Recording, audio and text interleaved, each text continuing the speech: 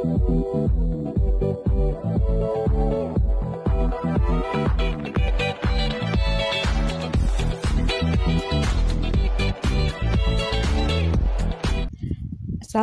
everyone, welcome back with me Aliarka Anjani. Kali ini lihat cerpen lagi tanggal 8 April. Cerpen sahur. Di sini tentang yang horor. Sesuk. Oke. Aku nggak pernah baca horor loh, serius. Tapi kita akan coba karena ini tulisannya Bang Tere. 14 Januari. Dear Diary. Saat makan malam, ayah bilang kami akan mulai hidup baru. Kami akan pindah ke rumah yang ayah beli beberapa bulan lalu. Rumah itu, aku pernah ke sana. Rumah itu besar. 2 tingkat dengan halaman rumput depan, samping dan belakang yang luas. Aku sebenarnya suka tempat itu. Ada bukit-bukit dengan hutan, ada sungai kecil yang mengalir jernih tidak jauh dari rumah, juga ada waduk yang dipenuhi air saat musim penghujan. Aku suka berdiri di jendela besarnya, menatap hamparan kebun teh tidak jauh dari rumah. Pagi hari, kabut membungkus perbukitan seperti selimut. Udara terasa dingin, nafasku mengeluarkan uap. Tapi itu liburan. 4 hari memang tidak terasa. Setiap hari selalu ada hal-hal baru dan seru. Kalau harus tinggal di sana, menetap berbulan-bulan, bertahun-tahun, aku tidak tahu. Rumah itu bahkan jauh dari rumah-rumah lain di sana. Ada di lereng bukit, terpisah oleh hutan, jauh dari perkampungan. Beda dengan rumah kami di kota, yang berada persis di tengah komplek perumahan. Aku juga tidak terlalu cocok dengan rumah besar itu.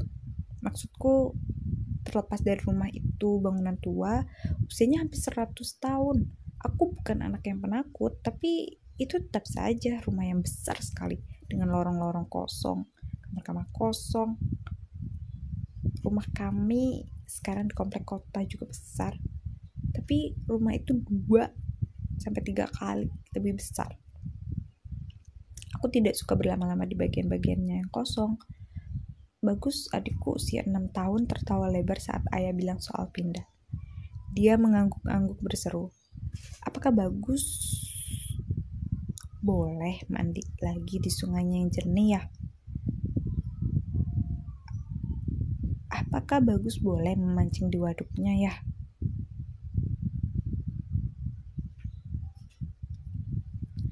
Apakah Bagus boleh bermain sepuasnya di halaman rumput ya?"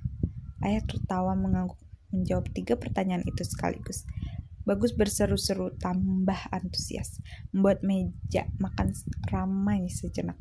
Bagi adikku, sepertinya ini hanyalah liburan lagi, lebih panjang, lebih seru. Dia mungkin tidak paham arti pindah rumah. Dia sepertinya tidak keberatan pindah, kehilangan teman, meninggalkan sekolahnya sekarang. Ibu hanya diam, tersenyum tipis, tidak banyak berkomentar, tapi ibu terlihat sedih. Pindah rumah itu bukan hal yang menyenangkan bagi ibu. Dia kehilangan banyak hal, teman-temannya, pekerjaan, semuanya. Masalahnya kami pindah rumah juga karena ibu. Semua kejadian itu, peristiwa mengerikan tersebut. 2 minggu lalu, Ragil, adik bungsuku, baru 2 tahun, jatuh dari teras lantai 2. Dia sedang bermain-main di sana. Ibu sibuk dengan telepon genggamnya, tidak memperhatikan. Beruntung saat tubuh adikku jatuh, di bawahnya melintas bibi yang membawa keranjang dengan tumpukan baju di dalamnya. Ragil persis jatuh ke dalam keranjang besar itu.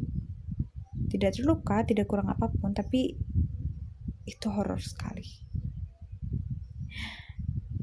Ibu menjerit panik karena masih sempat berusaha meraih Ragil. Bibi di bawah lebih kencang lagi teriakannya. Tidak menyangka tubuh Ragil jatuh ke dalam keranjang. Bibi mengira itu boneka atau benda apalah. Aku sedang di sekolah jadi tidak tahu apa yang terjadi. Tapi persis pulang, rumah kami terlihat ramai. Tetangga berdatangan, kerabat juga berkunjung. Ibu menangis dengan wajah sembab. Tangannya masih gemetar mengingat kejadian barusan. Ayah berusaha menenangkannya. Tidak ada yang perlu dicemaskan, semua baik-baik saja. Ragil bahkan telah asyik bermain lagi. melangkah ke sana kemari, tidak mau duduk diam. Ragil benar-benar tidak tahu habis jatuh dari lantai 2. Jika saja di sana tidak ada keranjang pakaian, aku tidak berani membayangkannya. Tubuh adikku persis menghantam lantai keramik. Ibu merasa amat bersalah. Dia menangis sepanjang malam saat tetangga dan kerabat pulang. Juga malam-malam berikutnya, dia mengaku dia terlalu sibuk dengan telepon genggamnya, hingga tidak tahu Ragil memanjat pembatas teras. Ayah mencoba menghibur bila itu bukan semata-mata salah ibu, juga salahnya. Ayah terlalu sibuk bekerja di kantor. Mereka berdua terlalu sibuk hingga abai dengan kami, anak-anaknya. Aku yang mendengar percakapan itu hanya bisa diam, duduk di kursi belajar kamarku menatap meja. Ayah dan ibu sepertinya tidak tahu jika aku tidak bisa tidur. Aku mendengar semua pembicaraan mereka. Entahlah, aku tidak tahu apakah ayah dan ibu memang terlalu sibuk atau tidak. Karena sejak kecil aku terbiasa mandiri. Usia 7 tahun, aku bisa mengurus sarapanku, bekal sekolahku. Awalnya dibantu bibi, karena ayah memang sibuk berangkat pagi-pagi ke kantornya. Ayah punya usaha distribusi alat-alat, mesin-mesin kecil, sementara ibu juga sering bekerja di luar, lebih sibuk lagi. Bahkan berhari-hari tidak pulang. Kalaupun di rumah dia tetap sibuk. Kalian mau tahu apa pekerjaan ibuku? Dia penyanyi sekaligus. Wow. Saat ayah sibuk bekerja, ibu sibuk mengisi acara atau syuting.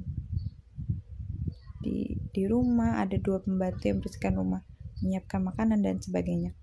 Juga 2 tukang kebun sekaligus mengerjakan apapun, ditambah 2 sopir keluarga. Meskipun banyak membantu, aku lebih suka mengurus semuanya sendiri. Mungkin karena ayah dan ibu selalu mendidikku agar sesegera mungkin mandiri, mengurus semuanya sendiri. Mungkin karena ayah dan ibu selalu mendidikku agar Oke.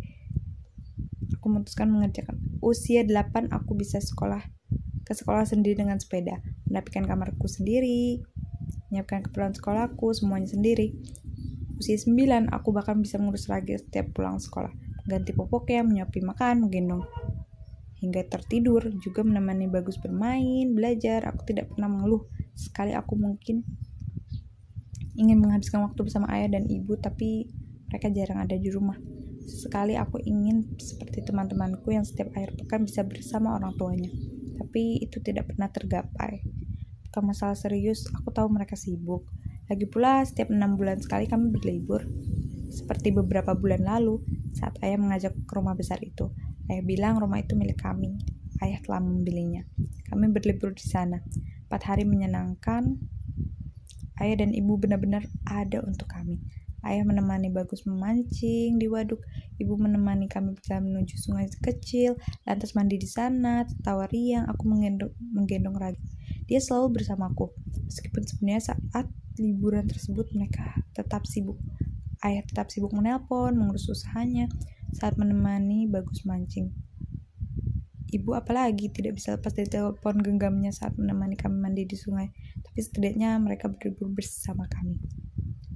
Ragil selalu bersamaku sejak aku bisa mengurusnya. Babysitter hanya bekerja setengah hari. Tapi saat kejadian itu aku sedang sekolah. Tidak mungkin aku membawa Ragil ke sekolah, bukan? Pagi itu ibu ada di rumah. Syutingnya selesai. Film barunya siap rilis. Jadi ibu bisa menghabiskan waktu di rumah menemani Ragil. Babysitter dileburkan saat Ragil asik bermain. Ibu kemudian sibuk dengan telepon genggamnya, entah memposting apa di sana, membaca apa, scroll. Ragil diam-diam asik memanjat pembatas teras. Tidak ada yang mengawasi. Pembatas teras. Oh iya toh, tidak ada yang mengawasi. Baru menyadari saat tangan Ragil terlepas dari. Ya Allah, ibu menoleh pias berteriak menyambarnya. Terlambat tubuh Ragil.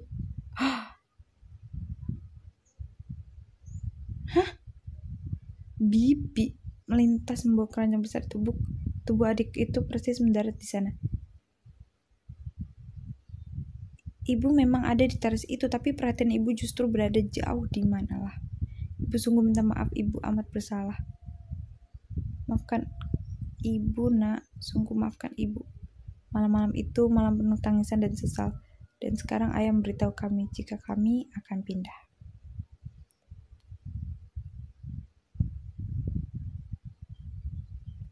Aku tidak tidak tahu apakah aku harus senang atau sedih dengan keputusan ayah.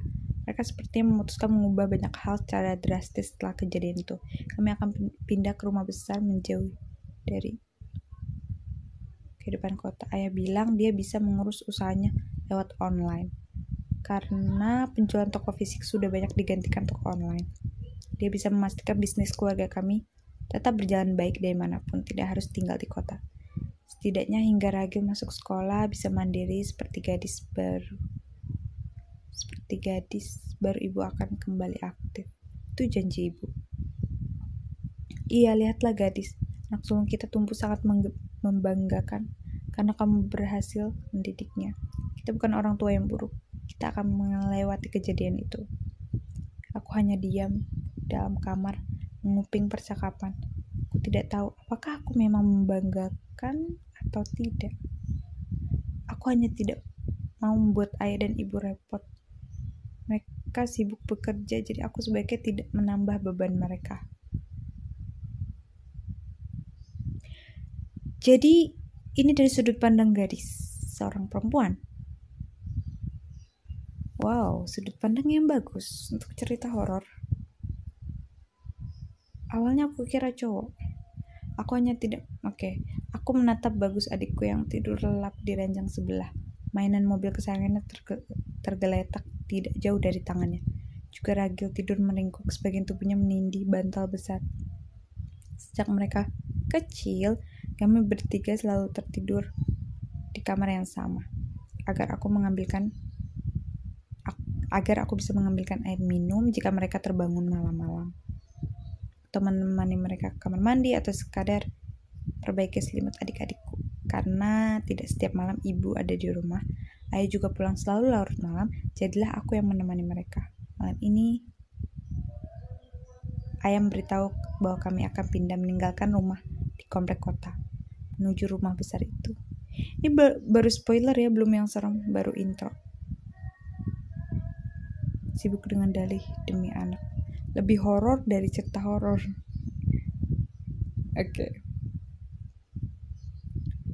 Kata rencana harapan. Oh my god. Kita gak bisa berspekulasi tentang horor. Oke, segitu dulu.